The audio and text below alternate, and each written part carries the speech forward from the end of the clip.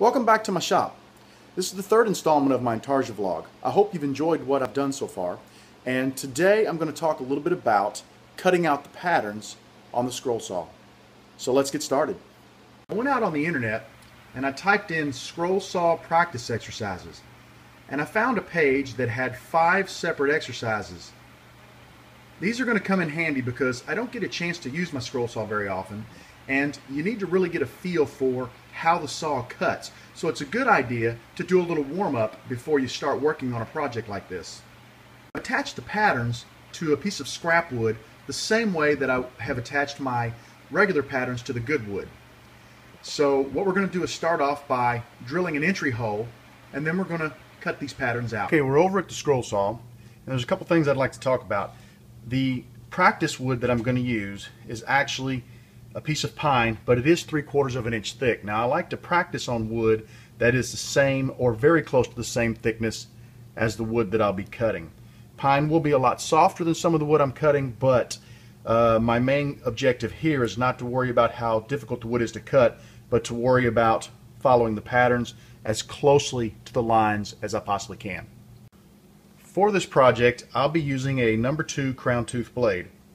I prefer a skip tooth, but at Christmas time I asked for a gross of blades, and I asked for the skip tooth, and there was some type of confusion, and I ended up getting a gross of crown tooth.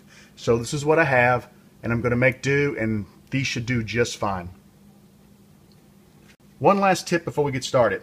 Now I won't need this for cutting my practice exercise, but when we get started, I'll be cutting some very small pieces, and you'll notice the opening on my saw is relatively large.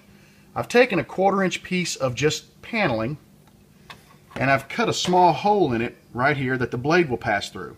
What this will allow me to do is I can cut very small pieces on my scroll saw and not have to worry about the pieces falling through the hole once they're cut free from the main board.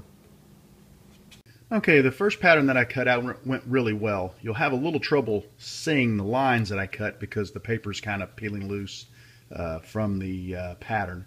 That's because I did not put packing tape, clear packing tape, over top of this before I started. Didn't want to waste the tape since it was a practice piece. Highly recommend that on your good pieces.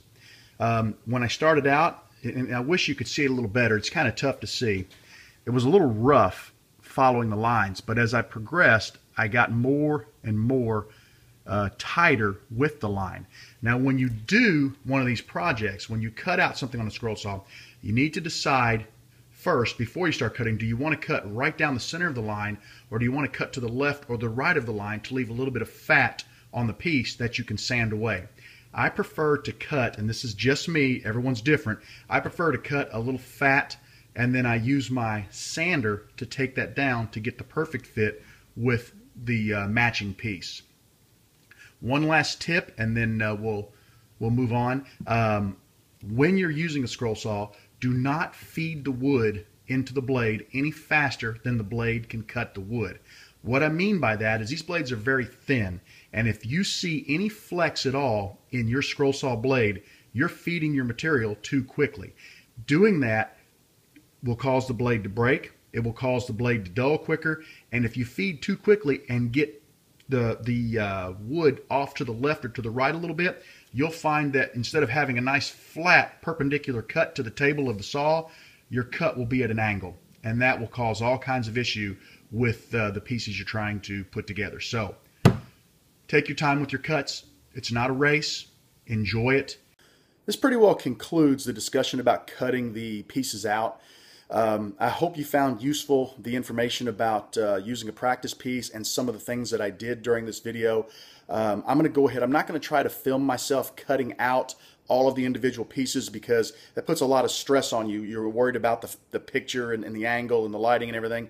And I'm going to get my pieces cut out, and then I'll rejoin you guys when the pieces are all done, and we'll go from there. I hope what I've shown you so far has been helpful. If you like what you've seen, please like and subscribe, and look forward to the 4th entry coming out real soon. Have a great day, and thanks for joining me.